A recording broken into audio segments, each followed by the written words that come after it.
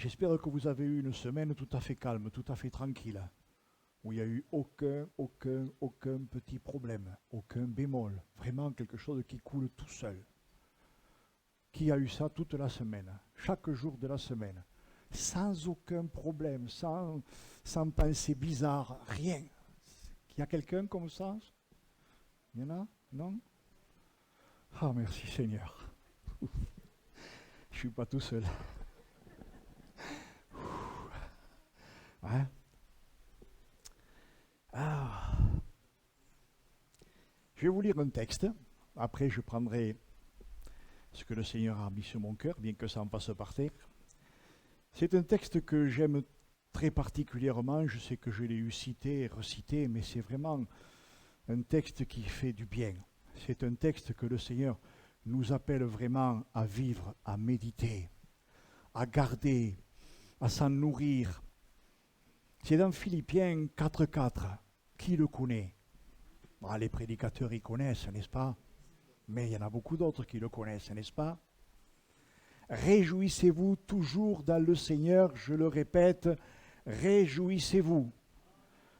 Vous êtes réjouis toute la semaine? Vous avez fait que vous réjouir? Moi pas, hein?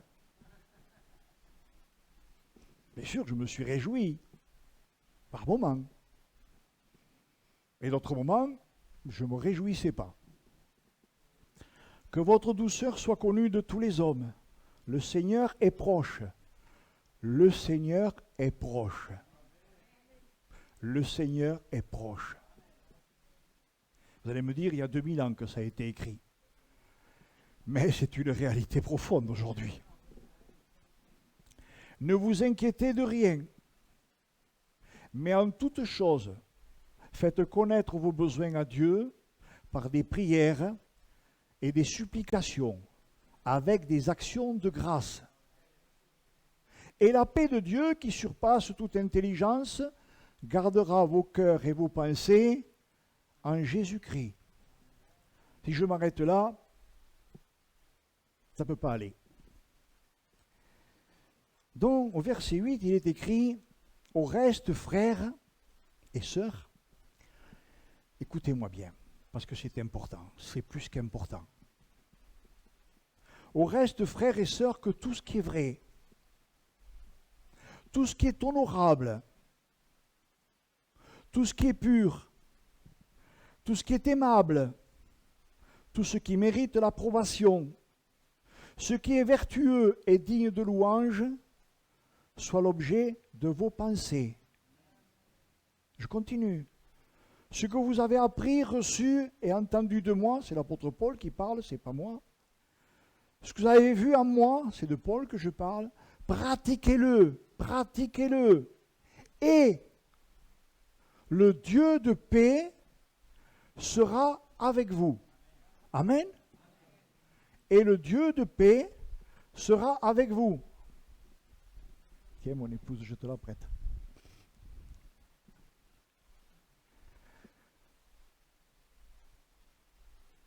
Il n'y a pas longtemps, le Seigneur m'a donné de prêcher sur Naomi, sur Ruth, sur Boz. Et j'espère que depuis, vous l'avez lu et relu. Je ne vais pas vous prêcher là-dessus ce matin, non, pas du tout.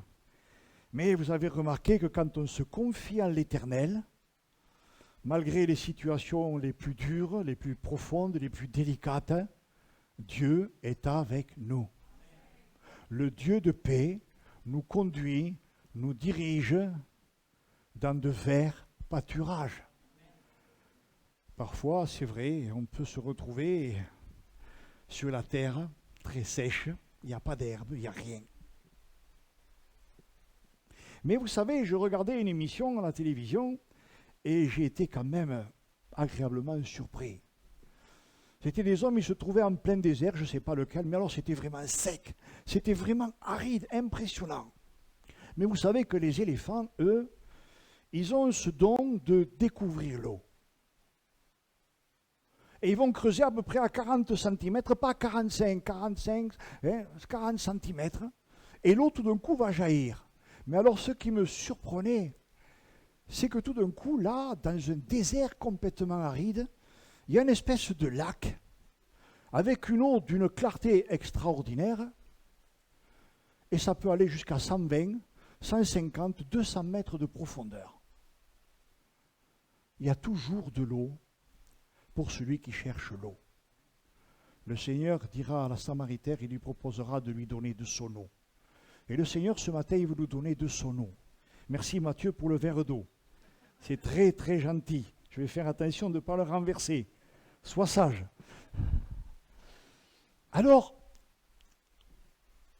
le titre de mon message ce matin, c'est « Ô vainqueur ». Ô vainqueur, suis-je vainqueur? Oui? Non? Non? Oui? Des jours, c'est vrai. Des jours, c'est pas vrai. Mais, à terme, quand on est enfant de Dieu, on a chanté « Je suis enfant de Dieu, je suis enfant de Dieu ». Mon Dieu, Seigneur, nous voulons être vraiment ses enfants. Au vainqueur, je donnerai à manger de l'arbre de vie qui est dans le paradis de Dieu. Waouh! Ce jour arrive, hein? Il vient, il vient. Dans Apocalypse 3,5, je vais vous lire plusieurs versets, il est écrit à l'ange de l'église qui est à Sardes. Je n'ai pas pris la meilleure des églises. Hein. Je n'ai pas pris l'église de Philadelphie. Hein. Elle est trop parfaite. Et comme je ne le suis pas, hein, voilà le message de celui qui a les 7 esprits de Dieu et les 7 étoiles. Je connais tout ce que tu fais. Les gens croient que tu es vivant, mais tu es mort. Ne vous faites pas de soucis, je ne veux pas vous culpabiliser ce matin. Hein. Je ne fais que lire. Réveille-toi. Rends plus solide ce qui reste vivant en toi, mais risque de mourir. J'ai constaté que tes actions ne sont pas parfaites aux yeux de mon Dieu. Rappelle-toi donc l'enseignement que tu as reçu et entendu. Garde-le et change ta vie. Si tu ne te réveilles pas, je viendrai te prendre par surprise comme un voleur. Tu ne sauras pas à quel moment je viendrai. Pourtant, quelques-uns parmi vous, à Sardes, n'ont pas sali leurs vêtements. Ceux-là viendront avec moi en vêtements blancs, parce qu'ils le méritent. Ainsi les vainqueurs porteront des vêtements blancs. Je n'effacerai pas leur nom du livre de vie.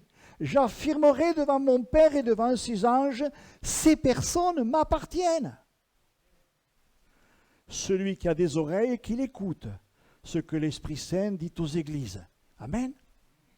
Apocalypse 2, 17, c'est version top. Au vainqueur, je donnerai de la manne cachée, je lui donnerai une pierre blanche, et gravé sur la pierre un nom nouveau que personne ne connaît sinon celui qui le reçoit. Apocalypse 3, 21 nous dit, le vainqueur, je lui donnerai de siéger avec moi sur mon trône. Apocalypse 21, 3, et j'entendis venant du trône une voix forte qui disait, voilà la demeure de Dieu avec les hommes, il demeurera avec eux, ils seront son peuple, et lui sera le Dieu qui est avec eux. Il essuiera toutes larmes de leurs yeux, la mort ne sera plus, il n'y aura plus ni deuil, ni cri, ni souffrance, car le monde ancien a disparu. Et celui qui siège sur le trône dit, voici, je fais toutes choses nouvelles. Puis il dit, écris, ces paroles sont certaines et véridiques. Jésus revient, c'est certain et véridique. Vous savez, je fais une petite pause là, mais on a une espérance qui est vivante. On n'espère pas dans quelque chose que peut-être on recevra un jour. Elle est vivante, cette espérance. Elle vient, cette espérance. Elle est là déjà, cette espérance. Elle nous fait avancer. Elle nous fait grandir. Je suis l'alpha et l'oméga, le commencement et la fin. À celui qui a soif, je donnerai de la source d'eau vive gratuitement. Le vainqueur, je reviens, recevra cet héritage et je serai son Dieu, et lui sera mon fils. Être un vainqueur.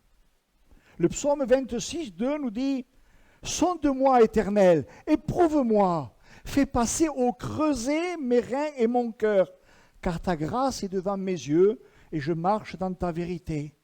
Je ne m'assieds pas avec les hommes faux. Je ne vais pas avec les gens dissimulés. Je hais l'assemblée de ceux qui font le mal. Je ne m'assieds pas avec les méchants. Je lave mes mains dans l'innocence. Et je vais autour de ton autel, ô Éternel, pour éclater en action de grâce et raconter toutes tes merveilles. Éternel, j'aime le séjour de ta maison, le lieu où ta gloire habite. Au reste, frère, que tout ce qui est vrai, tout ce qui est honorable, tout ce qui est pur, tout ce qui est digne d'approbation, tout ce qui est vertueux, tout ce qui est digne de louange, soit l'objet de vos pensées. Qui arrive à faire cela 24 heures sur 24, à chaque jour que le Seigneur lui donne de vivre? S'il y en a un comme ça qui lève la main. Il n'y en a pas, hein? On ne peut pas, hein? Ah, quel combat! Oui, quel combat! Mais c'est un beau combat, c'est un merveilleux combat, c'est un magnifique combat.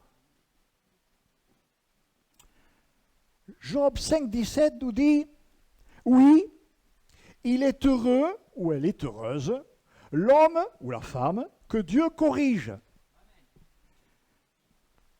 Peut-être que là, déjà, vous m'avez lâché. Peut-être que là, hop, vous avez fermé une oreille, bientôt l'autre. Ne repousse donc pas les leçons du Tout-Puissant. Oui, il est heureux, l'homme, la femme, l'adolescent, oui, l'adolescente, que Dieu corrige. Merci Seigneur de m'avoir corrigé tant de fois. Merci Seigneur de me corriger encore et encore. Un enfant qui n'est pas capable ou qui ne veut pas qu'on le corrige, c'est un enfant indigne. C'est un enfant, pardonnez-moi l'expression, qui ne fera rien. Hébreux 12,7 nous dit « Supportez le châtiment. C'est comme des fils que Dieu vous traite, car quel est le fils qu'un père ne châtie pas? Mais si vous êtes exempt du châtiment auquel tous sont part, vous êtes donc des enfants illégitimes et non des fils. D'ailleurs, puisque nos pères, selon la chair, nous ont châtiés et que nous les avons respectés, ne devons-nous pas à bien plus forte raison nous soumettre au Père des esprits pour avoir la vie? Nos pères nous châtiaient pour peu de jours, comme ils le trouvaient bon, mais Dieu nous châtie pour notre bien, afin que nous participions à sa sainteté. Il est vrai que tout châtiment semble d'abord un sujet de tristesse et non de joie, mais il produit plus tard, pour ceux qui ont été ainsi exercés, un fruit paisible de justice. On est dans un monde où c'est qu'il ne faut surtout pas parler du châtiment. Parce que, quelque part, on ne voit pas le châtiment comme on devrait le voir. Châtier quelqu'un, ce n'est pas forcément lui donner des coups de bâton ou des gifles. Hein. Je ne crois pas que le Seigneur nous appelle à donner des coups de bâton, des gifles comme ça, à tout va, à nos enfants, non. Ça peut arriver, bien sûr, ça peut arriver. Et des fois, on n'est pas Dieu, dont la patience, elle nous lâche et fouf, fouf. C'est la main qui parle. Ça ne m'est pas arrivé souvent, très honnêtement. Mais ça arrive. Un père, une mère qui aime ses enfants, il arrive des moments où il faut les redresser, il faut les remettre sur les rails. Le Seigneur, lui, nous remet sur les rails. Parce qu'un train qui n'est pas sur les rails, il ne fonctionne pas. Et vous essayerez peut-être d'aller à la SNCF et de leur dire « Sortez les machines sur les rails et roulez ». On vous enferme tout de suite. Hein, parce que ce n'est pas possible. On doit aimer le châtiment. Mais je me répète, le châtiment dans l'amour de Dieu. C'est vrai, des fois ça fait mal. Et oui, ça fait mal. Des fois, il y a des enfants qui ne supportent pas qu'on les corrige ou qu'on leur dise quelque chose. Pourtant, un enfant qui a été bien éduqué, je dis bien éduqué, qui aime son père et sa mère, va supporter le châtiment, même si sur le moment ça ne lui plaît pas. Mais s'il est intelligent, il va réfléchir et il va comprendre que c'est pour son bien. Pour son bien, pas pour son mal, pour son bien. C'est pourquoi il est écrit dans Romains 12, 1, vous connaissez aussi très bien ce texte, « Je vous exhorte donc, frères et sœurs, par les compassions de Dieu, à offrir vos corps comme un sacrifice vivant, saint, agréable à Dieu, ce qui sera de votre part un culte raisonnable. Ne vous conformez pas au siècle présent. » Surtout aujourd'hui, hein. Mais soyez transformés par le renouvellement de l'intelligence, afin que vous discerniez quelle est la volonté de Dieu, ce qui est bon, agréable et parfait. Je me dis, je ne sais pas Joe ou d'autres, quand on prépare un message, que de fois on se répète, que de fois on revient sur les mêmes passages. Mais mon Dieu, Seigneur, pardon, parce que des fois, on a les, pardonnez-moi, les feuilles, les oreilles, elles sont bouchées. Hein. Elles ont du mal à entendre, elles ont du mal à comprendre, hein, du moins notre cœur. Proverbe 3.11 nous dit, mon enfant, ne repousse pas les avertissements du Seigneur, ne te moque pas de ses reproches. Je continue avec Jacques 1. Mes frères, mes sœurs, réjouissez-vous lorsque vous passez par toutes sortes d'épreuves ou de tentations. Estimez-vous heureux. Personnellement, je vous dis que quand ça m'arrive, je ne m'estime pas heureux. Hein. Sur le coup, je vous demandais si ça t'était bien passé toute cette semaine. Moi, j'ai vu une multiplicité de petits renards avec la queue enflammée. Vous n'en avez pas eu? Dès que vous en chassez un, il y en a 10 qui reviennent. Et vous vous dites, oh mon Dieu, mais c'est pas possible. D'où ils viennent? C'est impressionnant, hein? Vous mettez sur le canapé, vous dites, ah, que ça fait du bien de se reposer. Dring! Allô? On a envie de raccrocher vite. Pourquoi il m'a appelé, celui-là ou celle-là? Hein? Je disais à mon épouse ce matin, mon Dieu, que c'était bien quand il n'y avait pas de téléphone. C'est pas pour ça qu'il ne faut pas se téléphoner. Attention, ne me faites pas dire ce que je n'ai pas dit. Mais c'était bien quand même, hein?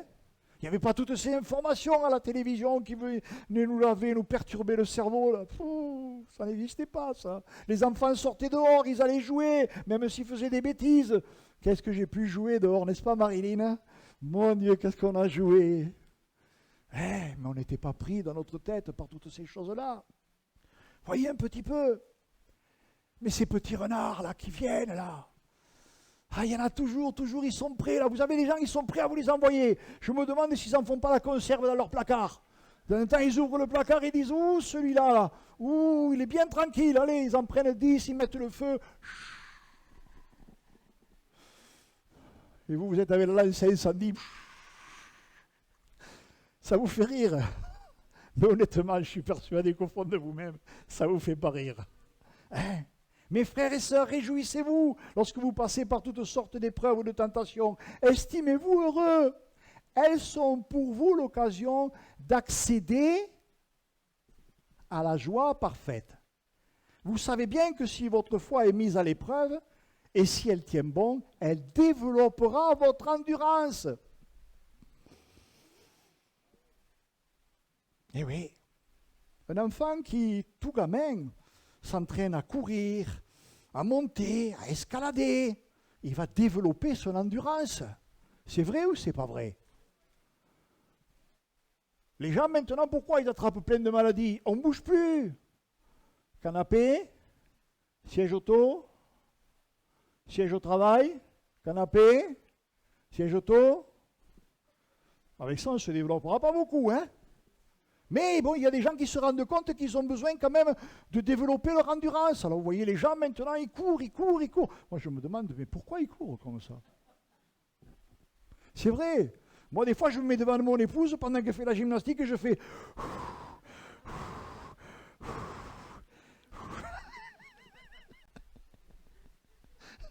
Elle fait du sport pour moi. Qu'est-ce qu'elle est gentille, hein, n'est-ce pas? Mais c'est ça.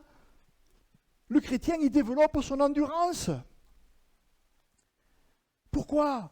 Afin qu'on parvienne à une pleine maturité spirituelle, il faut que l'épreuve achève son œuvre, sans que votre constance, c'est-à-dire votre persévérance, votre obstination, votre ténacité se relâche. Que votre patience se manifeste dans toute votre conduite et s'accompagne d'actes parfaits. Ainsi, vous serez plein de force et vous parviendrez au but. Ben oui, moi pas un sportif, ne pas s'entraîner en disant moi de toute manière je suis fort, je me connais, aucun problème, je reste assis au moment voulu, je ferai ce qu'il y a à faire et je gagnerai. J'y crois pas beaucoup, n'est-ce pas Jo? J'y crois vraiment pas. Parce qu'il y en a qui s'entraînent très très durement et ils n'arrivent pas premiers. Mais l'important c'est d'arriver au but. Il y a eu une course, je ne sais plus laquelle, vous savez, sous les mers, là, quand ils partent en solitaire. Hein, le Vendée Globe. Il y en a qui sont arrivés, il y en a un qui est arrivé un mois après. Un mois après, oui, mais il est arrivé au but. Et il l'a fait. C'est ça qui compte.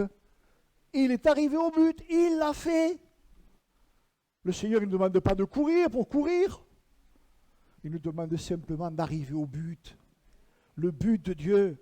Ainsi, vous deviendrez irréprochables et il ne vous manquera rien. Et c'est ça qui est formidable à côté. Et si l'un de vous manque de sagesse nécessaire, peut-être qu'il n'y a que des gens sages ici. Moi pas. Qu'il la demande à Dieu et il la lui donnera. Oui, il la lui donnera. Car à tous, il distribue ses dons généreusement, en toute simplicité, sans adresser le moindre reproche. Vous vous rendez compte un peu? Vous vous rendez compte? Imaginez un enfant qui dit « Papa, je ne peux pas, maman, je ne peux pas, j'y arrive pas, tu comprends? Il faut que tu m'aides. » Et que faire le père et la mère? S'ils peuvent l'aider, ils vont le faire. Un bon père et une mère ne vont pas faire des reproches à l'enfant parce que l'enfant demande son aide. Ça serait un peu fou, quoi. On ne serait plus des parents. Bon, c'est vrai, ça peut arriver des fois qu'on dise à l'enfant « Écoute, j'ai autre chose à faire, on verra ce soir. » Mais le Seigneur, il ne fait pas comme ça. Hein. Le Seigneur, là, je lui demande son aide, là, et bien, il ne me dit pas ce soir, non. Il fait à mon aide maintenant, à l'instant. Il avait déjà prévu, d'ailleurs, de venir à mon aide. Il faut toutefois qu'il la demande avec foi et confiance, sans douter, car celui qui hésite ressemble aux vagues de la mer agitées et ballottées par le vent. Qu'un tel homme ou qu'une telle femme ne s'imagine pas obtenir quoi que ce soit du Seigneur.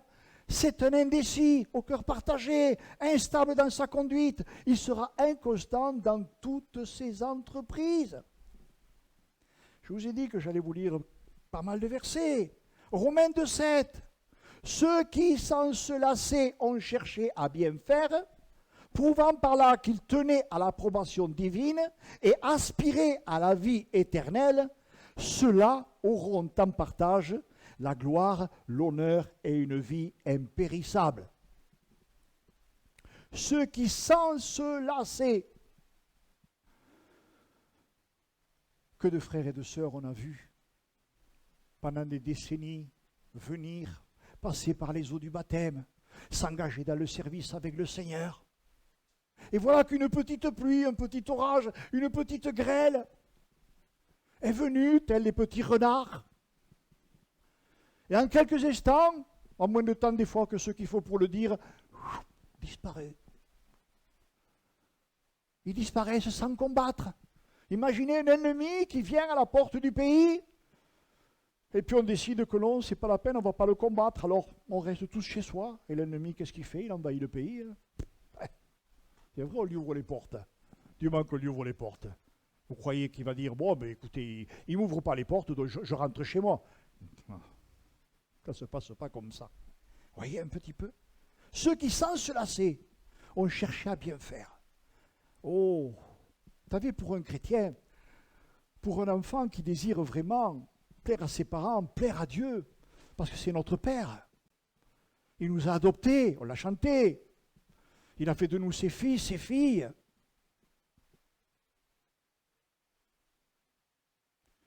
Il veut vraiment qu'on lui appartienne. Il veut qu'on tienne bon. Il veut qu'on soit de ceux qui ne se lassent pas. Oh, je me souviens et je pourrais vous donner bon nombre de témoignages et d'autres pourraient faire pareil là ce matin.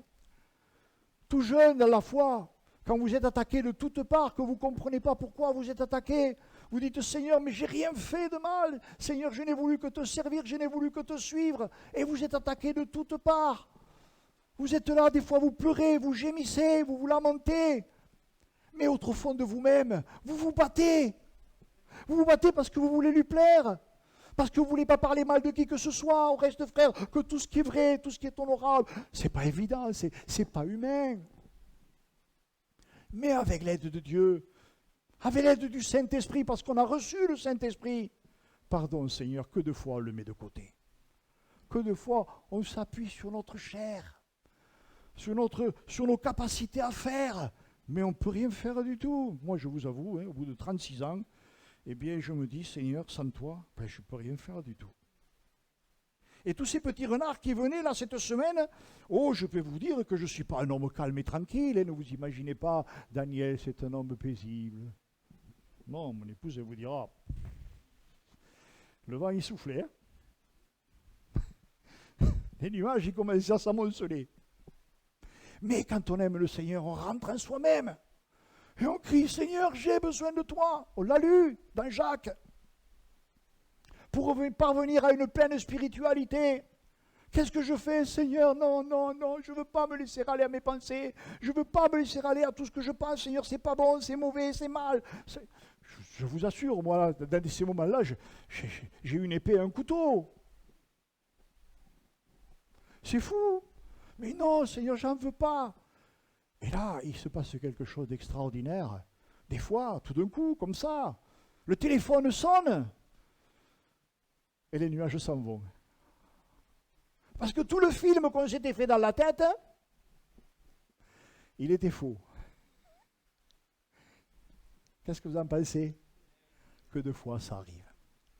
Qu'est-ce qu'on peut fabuler dans notre tête? C'est impressionnant. Pardon, Seigneur, pardon. Voyez un petit peu sans se lasser. Ça peut durer des fois des jours, ça peut durer des semaines, ça peut durer des mois, ça peut même durer des années dans certaines situations. Mais ceux qui, sans se lasser, cherchent à bien faire, sont protégés du Seigneur. Le Seigneur les garde. C'est vrai, dehors il pleut, l'orage est là, la grêle est là, mais le Seigneur les couvre de sa grâce. Il les conduit au port.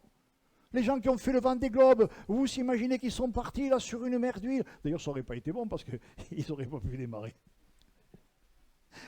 Ils ont des voiles, ils n'auraient pas pu partir. Ils seraient restés là. Il fallait du vent.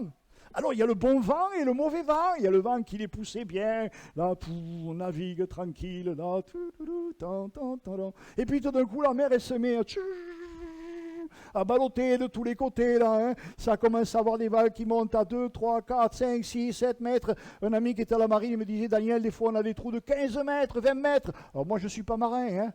Mais là, ça n'arrive plus. Là, ça n'arrive plus. La barre, il faut la tenir, la barre. La voile, il faut la surveiller. Il y a du sacré travail, là, comme ça. Mais ils veulent y arriver, ils veulent arriver au bon port, au bon but. Hein. Il ne faut pas chavirer. Il faut arriver. Et ils se battent. Alors nous, chrétiens, on a un Seigneur merveilleux. On peut tout lui demander. Disons, tout ce qui est dans sa volonté.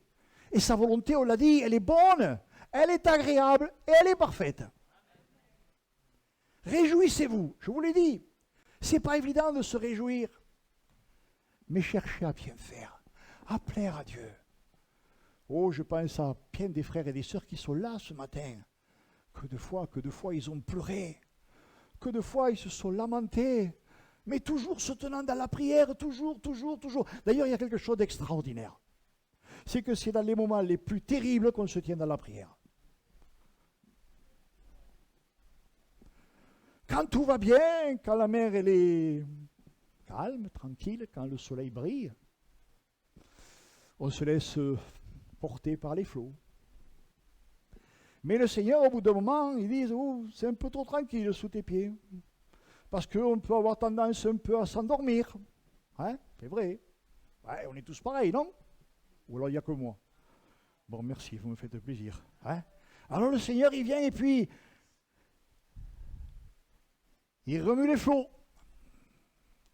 Et s'il voit qu'on reste endormi, il les remue encore un peu plus. Et si on continue à dormir, alors il remue, au point où on dit, Seigneur, je coule. Mais oui, ça vous est jamais arrivé de couler? Spirituellement parlant, moi ça m'est arrivé. Bon nombre d'entre nous, ça leur est arrivé. Mais ils aiment le Seigneur. Et sans se lasser, ils ont crié, ils ont cherché à bien faire. Pourquoi?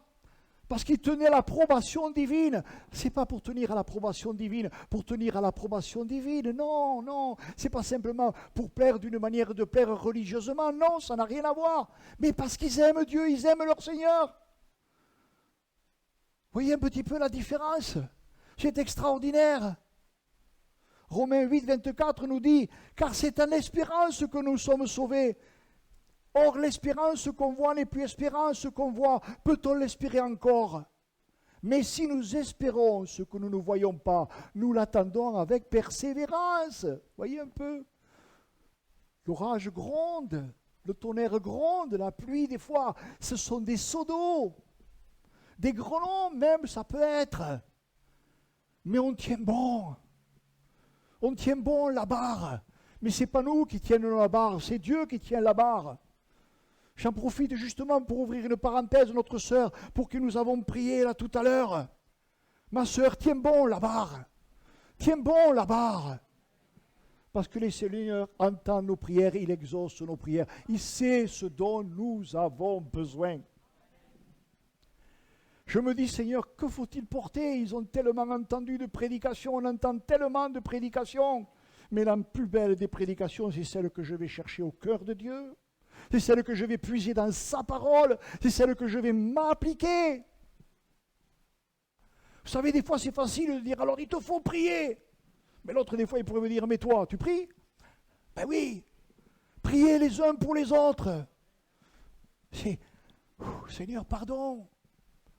Pardon. Si le Seigneur souffle un vent nouveau, il faut se saisir de ce vent. C'est pas pour rien qu'il y a un vent nouveau qui souffle. Il souffle sur toute la surface de la terre parce que Jésus revient. Et quand je vous dis ça, je dis pardon Seigneur, rends-moi-en conscient pleinement et entièrement. Jésus revient. Il revient. Soyons prêts. De même aussi l'Esprit nous aide dans notre faiblesse. Car nous ne savons pas ce qu'il convient de demander dans nos prières. Ça, c'est vrai. Mais l'Esprit lui-même intercède par des soupirs inexprimables. Et celui qui sonde les cœurs connaît la pensée de l'Esprit, parce que c'est selon Dieu qu'il intercède en faveur des saints. Nous savons du reste que toute chose concourt au bien de ceux qui aiment Dieu, de ceux qui sont appelés sont des saints. Aimez Dieu. Matthieu 24, 13, celui qui tiendra ferme jusqu'au bout sera sauvé. Romains 12, 21, ne te laisse pas vaincre par le mal, mais sois vainqueur du mal par le bien. J'ai écrit, celui qui ne se bat pas, il meurt. Que de gens ne se battent plus. C'est fini. Ils vivent parce qu'ils respirent. Mais ils ne se battent plus, c'est fini. Ils ont baissé les bras dans tous les domaines de leur vie. Ils n'ont plus rien, c'est une véritable catastrophe. Mais ça ne fait rien. C'est le fatalisme. Voilà. C'est comme ça. On ne se bat plus. Mon frère, ma soeur, avant j'étais comme toi. J'étais fervent pour le Seigneur. Je louais Dieu, je l'adorais, je marchais avec lui. C'était extraordinaire. Mais aujourd'hui j'ai perdu l'envie. Comment ça? Oh, ça m'arrive des fois. Vous imaginez, des fois on arrive là au culte le matin et des fois on est vide. Ça arrive. On est vide. On va lever la voix, on va prier le Seigneur. Mais au fond de nous-mêmes, il y a un vide. Mais vous n'avez jamais remarqué quand vraiment on vient avec cœur, avec foi, avec espérance, avec amour. vous ressortez remplis. Vous ressortez remplis. Pourquoi? Parce que vous n'êtes pas venu pour venir, vous êtes venu pour rencontrer le Seigneur. Vous êtes venu pour plaire à Dieu. Vous êtes venu pour adorer le nom de Jésus, pour le remercier. Voyez un petit peu, on est appelé à se battre. La vie chrétienne, c'est une vie de combat. Bien sûr, il y a des moments calmes et tranquilles. Dieu merci, parce que le Seigneur sait de quoi nous sommes faits. Bien sûr que la mer, elle se déchaîne, mais à d'autres moments, elle est tout à fait calme et tranquille. C'est bien quand on va à la plage qu'on a une mer d'huile. Hein. Bien que des fois, il faut se méfier. Hein. Parce que dans l'apparence, elle est d'huile, mais dessous, elle n'est pas d'huile. Vous avez compris ce que je veux dire? Bon, mais c'est tellement bien. Mais la vie chrétienne, c'est une vie de lutte et de combat. Parce qu'on marche à contre-courant du monde. J'ai eu pris cette image pour ceux qui aiment la pêche, à la truite particulièrement. La truite, elle remonte à contre-courant, les saumons, ils remontent à contre-courant. Ils vont mourir pour donner la vie. Et oui, et nous montons à contre-courant parce que nous voulons mourir pour avoir la vie. D'ailleurs, j'ai aimé, parce que vous allez me dire peut-être qu'on est timbré. Peut-être que quelqu'un va dire, mais vous êtes timbré. J'ai écouté un frère prédicateur dimanche dernier, puisqu'on ne pouvait pas être là, et il a dit quelque chose qui m'a plu beaucoup. Vous les chrétiens, vous êtes timbrés. Et le frère a répondu, oui. Mais il n'y a que les timbrés, il n'y a que les lettres qui sont timbrées qui arrivent à destination. Vous essayerez peut-être de prendre une lettre, vous ne mettez pas de timbre, vous la mettez dans la boîte à lettres et vous attendez qu'elle arrive.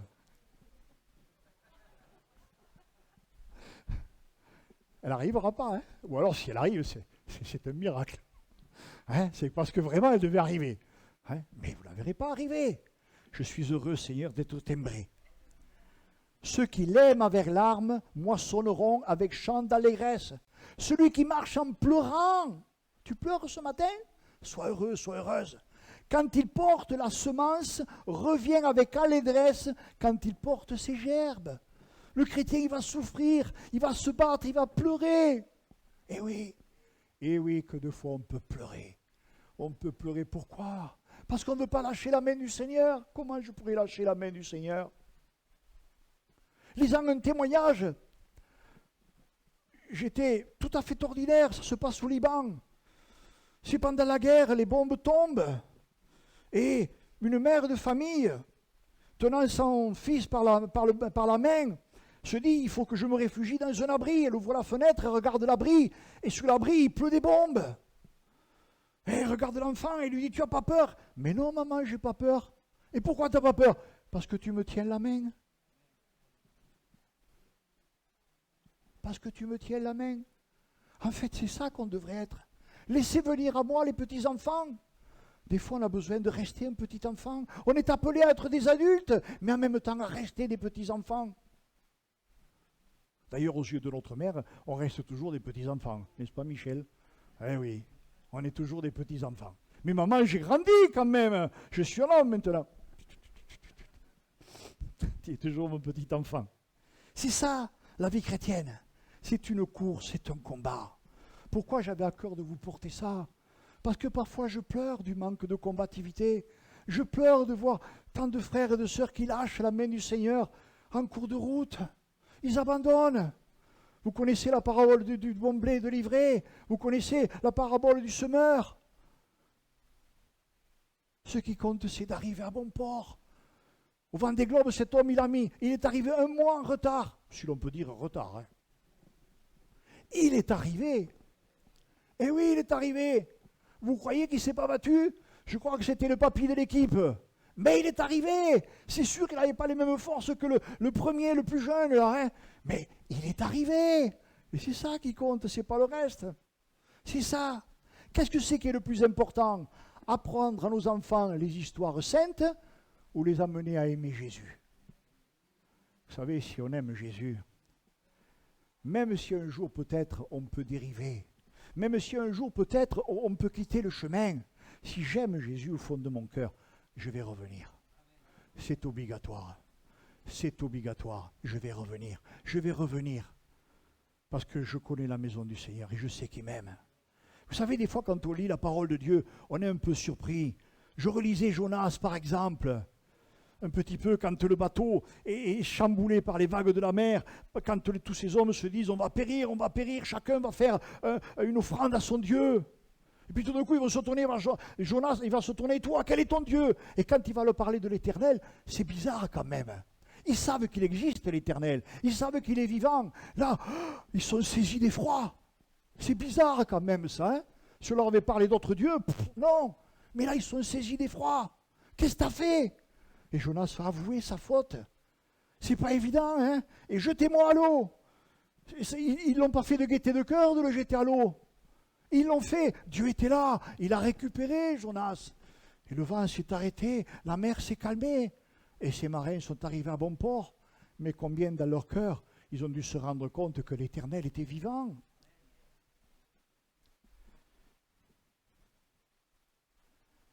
Si quelqu'un m'aime, il gardera ma parole, et mon Père l'aimera. Nous viendrons à lui et nous ferons notre demeure auprès de lui. Luc 14, 26. Alors c'est un passage que des fois beaucoup de gens n'aiment pas trop. Si quelqu'un vient à moi et n'est pas prêt à renoncer à son Père, il faut bien lire quand même, hein, sa mère, sa femme, ses enfants, ses frères, ses sœurs, et jusqu'à lui-même, il ne peut pas être mon disciple. Celui qui refuse de porter sa croix, autrement dit, celui qui refuse de se battre, d'obéir, de marcher, d'accepter la discipline, ben celui-là, il n'est pas digne de Dieu. Celui qui refuse de porter sa croix pour marcher sur mes traces ne peut être mon disciple. En effet, si l'un de vous veut bâtir une tour, est-ce qu'il ne se met pas d'abord à réfléchir en toute tranquillité? Il calcule à combien elle lui reviendra. Et s'il a les moyens de mener son entreprise à bonne fin. Sans quoi, s'il n'arrive pas à terminer sa construction, après avoir posé les fondations, tous les passants se moqueront de lui. Regardez, dirait-il, c'est celui qui a commencé à construire et qui n'a pas pu terminer. Il avait si bien commencé. Commencé à quoi? À marcher avec le Seigneur. Il avait si bien commencé. Oh, il y en a bon nombre qui passent là devant mes yeux. Et je me dis, Seigneur, garde-moi. Il avait si bien commencé. Vous savez, ce n'est pas dans ce que les yeux voient que le si bien avoir commencé compte. Ce n'est pas parce que, quelque part, j'ai l'apparence. Ce qui compte, c'est l'intérieur. Il y a des gens, des fois, ils ne font pas du tout de bruit, mais au fond de leur-même, ils sont attachés au Seigneur. Ils veulent rester rattachés au Seigneur. Ils avaient si bien commencé. Un jour, j'ai écrit dans une Bible qui est dans un coin, parce qu'on est obligé d'en changer de temps en temps, parce qu'on ne peut plus écrire dessus. Il n'y a rien de plus décevant que cette inscription. Vous ne l'avez jamais vue? Chantier arrêté, faute de matériaux. Didier, qu'est-ce que tu en penses? 15 jours, oui. Un mois, oui. 1 an, 2 ans, 3 ans, 4 ans, ça me fait penser à un village que nous avons l'habitude de traverser. Quand ils commencent les travaux, vous vous dites, il y en a pour des années. C'est très, très, très, très long, parce que systématiquement, ils attendent qu'on les paie pour continuer. Dès qu'ils ont reçu le chèque, ils continuent. Peut-être que nous sommes pareils. Seigneur, envoie-moi un chèque et je continue. Mais non. Le chèque de Dieu, ce n'est pas un chèque humain avec une somme dessus. C'est le chèque de la vie. C'est l'amour de Dieu, l'amour de Jésus-Christ. On a commencé, le Seigneur a commencé avec nous un chantier et il veut l'amener à bon port. Il veut qu'il soit fini. Fini. Ça me donne une autre pensée comme ça. Je me souviens, c'est mon grand-père qui me racontait ça. Peut-être que je vous l'ai raconté certainement. D'un ami qu'il avait à lui, il avait une très belle Mercedes, il avait une très belle maison. Mon grand-père, il a dit, waouh, cet homme, il doit avoir des sous, hein. Et un jour, il est rentré chez lui. La maison était vide, il y avait une tente de camping, il y avait 2 chaises de camping et un réchaud. Je préfère avoir une caravane avec tout ce qu'il faut dedans. C'est moins cher, c'est plus petit, mais au moins c'est plus confortable. Il n'y avait rien. Vous voyez un petit peu? Ne soyons pas de ceux qui sont arrêtés sur le bord de la route.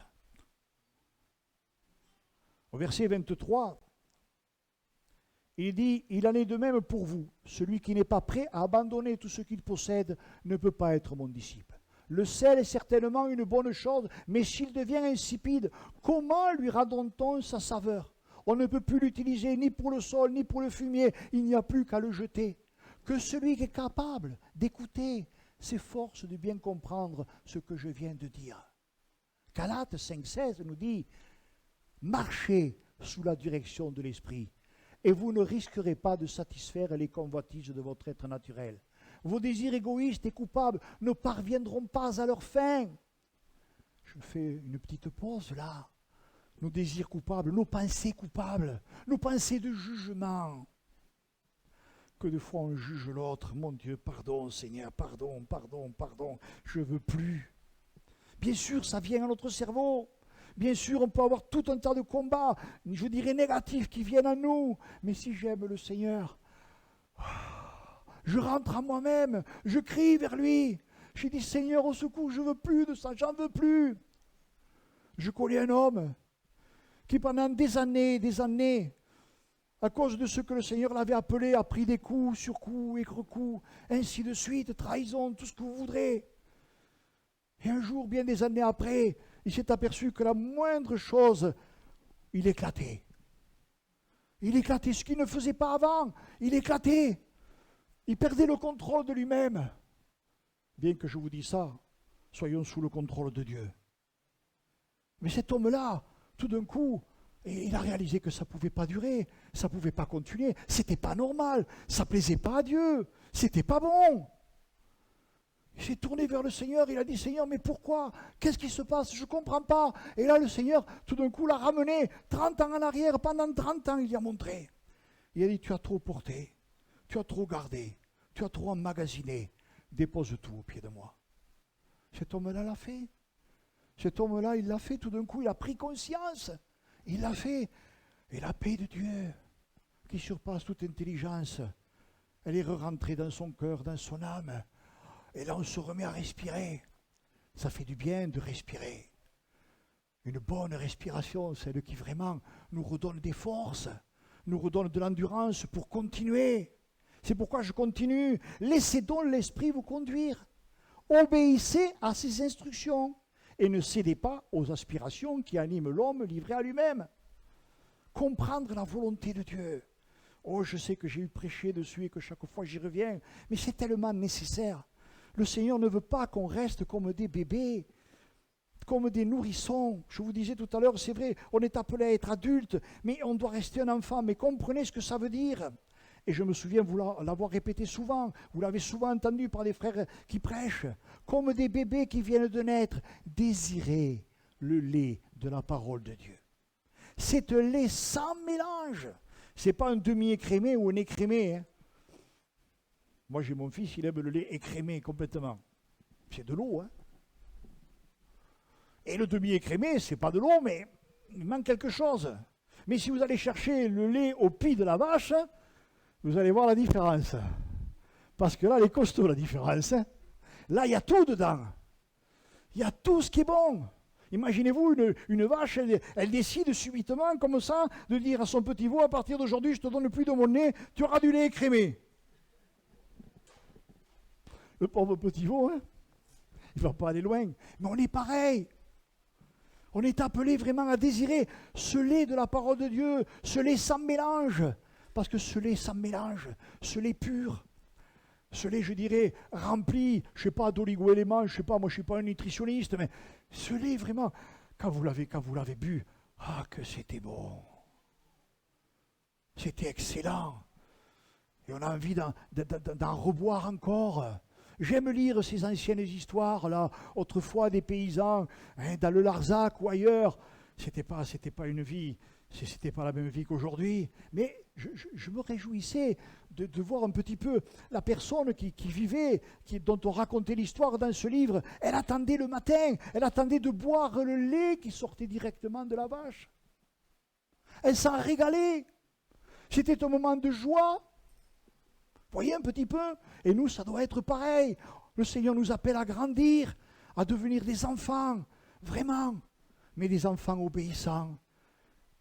Des enfants qui aiment la parole de Dieu. Des enfants qui s'abreuvent de la parole de Dieu. Je crois qu'on a besoin de comprendre que l'état de notre cœur, il est primordial. La crainte de Dieu, l'humilité, l'obéissance, la foi en sont les éléments essentiels.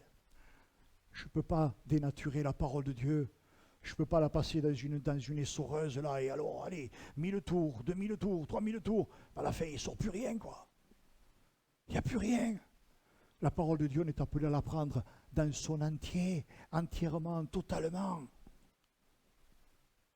L'homme qui craint l'Éternel, il lui enseignera le chemin qu'il doit choisir. Psaume 25, 12. On en a des choix à faire dans la vie. Si je posais des questions à bien de frères et de sœurs qui sont ici ce matin, que de choix ils ont eu à faire. Je me souviens d'un couple, ils ne sont pas là ce matin. Ils commencent à être âgés. Pourtant, en général, ils sont là. Hein. Oh, peut-être quand vous les voyez comme ça, vous ne prêtez pas trop attention. Hein. C'est vrai que notre sœur, elle est assez... Oui, mais je vais vous dire une chose. Ils tiennent bon. Ils ont tenu bon. Ils aiment le Seigneur. Elle le racontait il n'y a pas longtemps à Jérôme. Comme ça. Tu sais, frère, on en a eu des luttes et des combats. Mais on est là, on est toujours là. Vous voyez un peu. Et ça, c'est beau. Ça, c'est merveilleux. Ça veut un jour, rentre bon et fidèle serviteur dans la joie de ton maître. Rien un petit peu. C'est énorme, ça. On a des choix de vie. C'est ça la marche chrétienne. Oh, je voudrais vous encourager ce matin à être des vainqueurs. Alors maintenant, en français, je crois qu'il faut dire des vainqueuses. Je ne sais pas, j'ai du mal. Bon, excusez-moi, pardonnez-moi. Mais à être des vainqueurs en Christ, jusqu'au bout, Seigneur, jusqu'au bout avec toi, jusqu'au bout, jusqu'au jour où tout d'un coup, choup, on n'est plus là.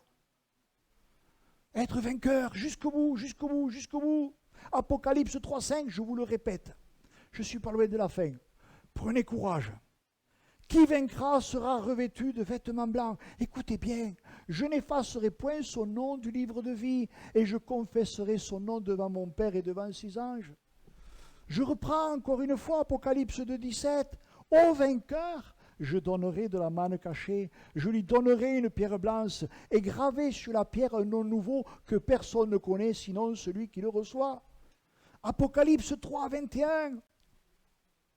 Le vainqueur, je lui donnerai de siéger avec moi sur mon trône.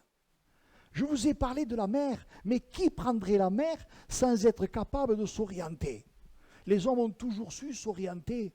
Alors bien sûr, autrefois, ils ne s'imaginaient pas aller trop loin, mais ils savaient s'orienter. Mais maintenant, on n'a plus de problème. Les hommes, ils ont tracé des cartes, ils ont inventé, découvert le compas, la boussole, le sextant, la règle de navigation. Et alors aujourd'hui, maintenant, le der des der. Le satellite. Le satellite, on ne les voit pas, mais ils sont là-haut. Au Vendée Globe, ils ont tout ce qu'il faut. Hein. C'est un bateau, comme on dit, armé. Ils ont tout ce qu'il faut pour naviguer. Ils ne partent pas comme ça, là. Hein. Bon, ben, j'espère qu'il fera beau. Et s'il fait beau, je verrai les étoiles et je me guetterai aux étoiles. Mais moi, je ne m'amuserai pas, hein, personnellement. Bon. Hein. Je crois que je n'irai pas bien loin. D'accord? Mais je veux dire... Les hommes, on a des règles de navigation. Mais nous, on a la Bible. On a la parole de Dieu. Elle est là comme un phare dans la nuit. Elle brille sur ses enfants. Elle nous guide vers le port. Au cœur de son amour. Et oui, au cœur des ténèbres, on a une lampe, une lumière. Jésus, c'est la lumière. Et des fois, on est là, on marche à tâtons. Ça ne vous arrive pas, vous vous levez la nuit, vous n'allumez pas la lumière, là, tac, tac, vous cherchez. Mais vous connaissez la maison, donc vous n'avez pas besoin de lumière, vous y arrivez. Bon, ne faites pas comme moi, des fois, clac, vous attrapez le petit doigt du pied. Hein, mais c'est pas grave. Hein. On a Jésus, on a la lumière, mon Dieu. Je vous fais sourire par moments, mais on a un Dieu tellement merveilleux. Moi, je crois que... je suis là et je dis, mon Dieu, mais Seigneur, je mets tout entre tes mains. Je sens le Seigneur me dire chaque jour, ne porte pas, dépose, dépose, dépose, déposez, mon frère, ma soeur, dépose. Dépose pas le bébé quand même, hein, garde-le. Mais dépose, dépose. Seigneur, prends, je ne peux pas porter. Et vous savez, quand on est rentré dans la dimension, dans la réalité, dans la profondeur de se déposer, après on sent qu'on l'a vraiment déposé. Seigneur, je ne peux pas, moi je ne veux plus porter. Toi tu le portes. Et vous allez voir, oh, Ça fait du bien. On se sent plus léger. La lourdeur, elle a disparu. Mais c'est vrai que c'est un combat. C'est pas évident. Que de fois, on dépose et on reprend. Mais non. Le Seigneur nous appelle à déposer. On a la Bible, on a sa parole. Alors, pour conclure, je voudrais vous lire un psaume que j'affectionne très particulièrement. C'est le psaume d'Asa. Est-ce que vous connaissez un certain psaume d'Asa? Le psaume des lamentations d'Asa. Eh oui, il s'est aperçu que les méchants, ils réussissent dans tout ce qu'ils font. C'est les plus heureux des hommes. Vous ne le connaissez pas? Psaume 73. Alors il commence bien quand même, hein. Il reconnaît la grandeur de Dieu. Oui, Dieu est bon pour Israël, pour ceux qui ont le cœur pur. Pourtant, j'ai bien failli glisser. J'étais sur le point de tomber. Peut-être que tu es comme ça ce matin. Car je voyais le bonheur des orgueilleux et j'étais jaloux de ces gens mauvais. Eh oui, des fois on est comme ça. Jusqu'à la mort, ils ne souffrent pas. Ils sont gros et en bonne santé. Je ne sais pas, on ne comprend pas trop. Quand on est trop gros, la bonne santé, il faut faire attention quand même. Ils n'ont pas les mêmes soucis que tout le monde. Le malheur qui frappe les autres passe loin d'eux. C'est pourquoi ils sont gonflés d'orgueil. Et la violence les enveloppe comme un vêtement. Leurs yeux brillent au milieu de leur graisse. Tout ce qu'ils imaginent dans leur cœur dépasse la mesure. Ils se moquent des gens. Leurs paroles sont dures et méprisantes. Leur bouche insulte même le ciel. Et leur langue critique toute la terre. C'est pourquoi le peuple se tourne vers eux. Il boit leurs paroles comme de l'eau. Ces gens-là disent, Dieu ne sait rien. Celui qui est là-haut, est-ce qu'il connaît quelque chose? Voilà les gens mauvais. Ils augmentent leur richesse. Tout tranquillement. C'est vraiment pour rien que j'ai gardé mon cœur pur. Voyez un petit peu, ça vous fait penser à rien, ça quand même, je fais une pause là. Quand on parle du méchant là, le méchant là, et ils augmentent leur richesse tout tranquillement. On le vit à fond là. Hein. Les riches s'enrichissent, mais alors, il n'y a pas de mots. Je crois que jamais ça s'est passé comme ça. Et les pauvres, ils s'approvissent de plus en plus. Hein. Dieu ne sait rien, vous voyez, ils sont moqueurs. Hein. Celui qui est là-haut, est-ce qu'il connaît quelque chose? Hein. C'est ça les gens mauvais. Hein. C'est vraiment pour rien que j'ai gardé mon cœur pur. J'espère que vous ne dites pas ça. Que j'ai lavé mes mains pour montrer mon innocence. Tous les jours on me frappe et tous les matins on me punit. Je pourrais parler comme les gens mauvais. Mais alors, oh Dieu, écoutez bien, mais alors, oh Dieu, peut-être que tu es dans le combat ce matin, tu es dans la tristesse, dans la peine, peut-être que tu es prêt à lâcher ce matin, mais écoute, mais alors, oh Dieu, je trahirai tes enfants. D'autres versions disent la race de tes enfants. J'ai donc réfléchi ce matin, pour comprendre cela, et j'ai vu que cela, c'était difficile. Mais quand je suis rentré dans ton temple, c'est-à-dire quand je suis rentré en moi-même, quand je me suis tenu devant toi, quand j'ai fermé la porte de ma maison pour chercher ta face, j'ai compris ce qui attend ces gens-là. Oui, tu les mets sur des chemins glissants pour qu'ils disparaissent plus vite. Tout d'un coup, plus rien, ils sont finis, détruits par la peur. Seigneur, quand tu te lèves, ils disparaissent comme un rêve au réveil. Quand mon cœur était blessé, quand j'étais profondément déchiré, j'étais stupide. Je ne comprenais rien. J'étais comme une bête devant toi. Pourtant, je suis toujours avec toi. Tu m'as pris par la main. Tu me guides comme tu veux. Puis tu me recevras avec honneur. Sur la terre, je ne désire que toi. Et au ciel, qui d'autre sera à moi? Mon corps et mon cœur peuvent être usés. Mais Dieu est mon solide rocher et mon trésor pour toujours. Ceux qui se liennent de toi perdent la vie. Tu détruis tous ceux qui t'abandonnent. Mais mon bonheur à moi, c'est d'être auprès de toi, Seigneur Dieu. J'ai mis ma confiance en toi et je raconterai tout ce que tu as fait. Apocalypse 3:11, je viens bientôt. Retiens ce que tu as, afin que personne ne prenne ta couronne. Celui qui vaincra Je ferai de lui une colonne dans le temple de mon Dieu, et il n'en sortira plus. J'écrirai sur lui le nom de mon Dieu et le nom de la ville de mon Dieu, de la nouvelle Jérusalem qui descend du ciel, d'auprès de mon Dieu, et mon nom nouveau. Que celui qui a des oreilles entende ce que l'Esprit dit aux églises. Amen. Amen.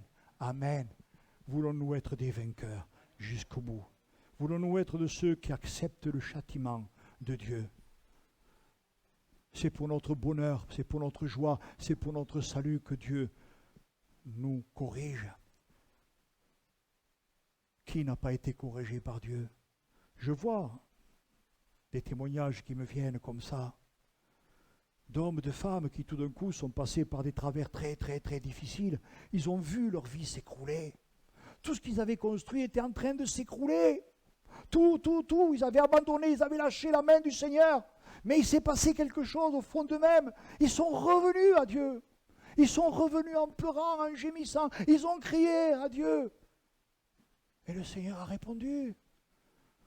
Le Seigneur les a couverts de sa grâce. Il leur a redonné vie. Ne lâchons pas la main du Seigneur. Tenons la main du Seigneur. Il y aurait tant à dire. Il y aurait tant de témoignages à porter. N'oubliez jamais que si aujourd'hui vous pleurez, demain vous serez remplis de chants d'allégresse. Oui, vous serez remplis de chants d'allégresse. Mais le Seigneur nous appelle simplement à tout déposer à ses pieds. Ne vous inquiétez de rien, mais en toute chose faites connaître vos besoins à Dieu. Par des prières, des supplications accompagnées d'actions de grâce. Et la paix de Dieu qui surpasse toute chose remplira vos cœurs et vos pensées. Là, on est au Seigneur.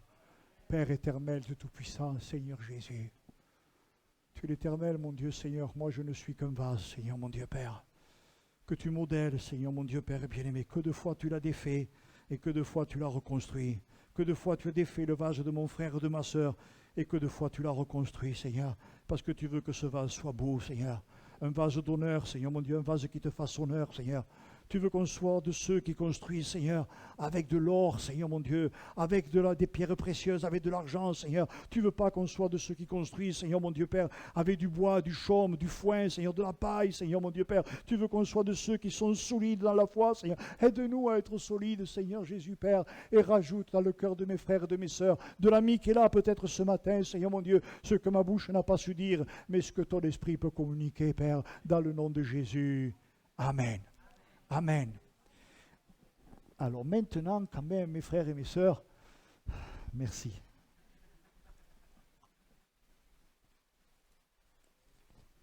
Ça fait du bien. Je le reconnais. Que le Seigneur vous accompagne. Prions pour Jérôme, prions pour notre sœur. Hein? Ne nous contentons pas de prier une fois. Des fois, on prie, une fois, on oublie. Continuons dans la prière, continuons.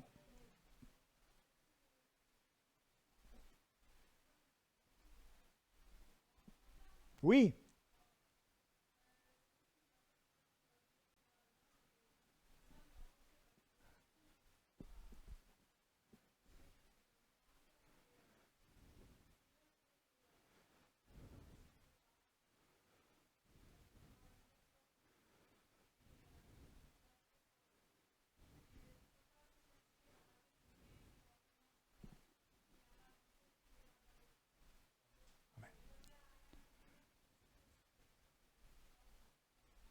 C'est vrai. Amen. Amen. Amen. C'est Amen. Merci Seigneur. C'est tout à fait vrai. C'est tout à fait vrai et je vais finir là-dessus. C'est vrai que Seigneur, quand le Seigneur nous fait passer par l'épreuve, il ne va pas retirer l'épreuve parce qu'il veut vraiment que l'épreuve, je pourrais dire quelque part, nous serve de leçon. Comprenons. Il veut vraiment que cette épreuve nous fasse ressortir vainqueurs. Il veut vraiment que nous revenions au Seigneur, que nous ayons confiance en lui. C'est vrai que l'épreuve, on n'en veut pas, mais malheureusement, on est des êtres humains. Et je dirais que si c'est vrai dans le monde, quand je parle le monde, c'est vrai que dans le monde, il y a des gens qui traversent de grosses épreuves, mais ça les aide à aller plus loin, à plus forte raison, nous, chrétiens. Nous qui avons la parole, l'Esprit de Dieu. Nous avons la parole, mais recherchons la vie de l'Esprit. Parce que c'est l'Esprit qui nous fait comprendre la parole. C'est l'Esprit qui nous fait aimer la parole. C'est l'Esprit qui nous remplit de nouveau d'enthousiasme, de force pour continuer. Des fois, on lit une page, on ne fait pas une page, un verset, deux versets, et puis tac, on tourne la page sous divers prétextes. Mais le Saint-Esprit nous dit non, continue de lire, continue de lire. Moi, ça m'arrive, alors à vous aussi, c'est sûr. Hein. Merci mes frères et mes sœurs d'avoir eu la patience de m'écouter. Je vous souhaite un bon dimanche, prenez soin de vous, et n'oublions pas nos frères et nos sœurs qui passent par l'épreuve. Amen.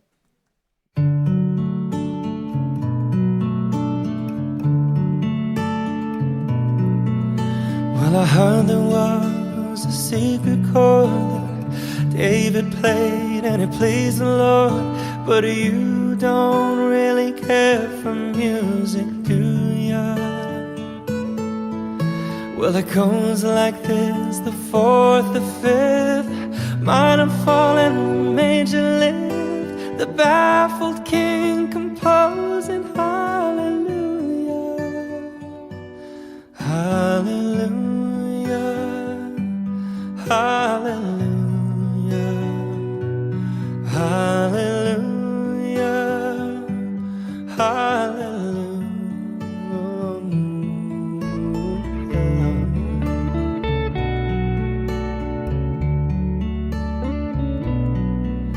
Well, your faith was strong, but you needed proof. You saw her bathing on the roof, her beauty in the moonlight overthrew you. She tied you to her kitchen chair, she broke your throat and she cut your hair.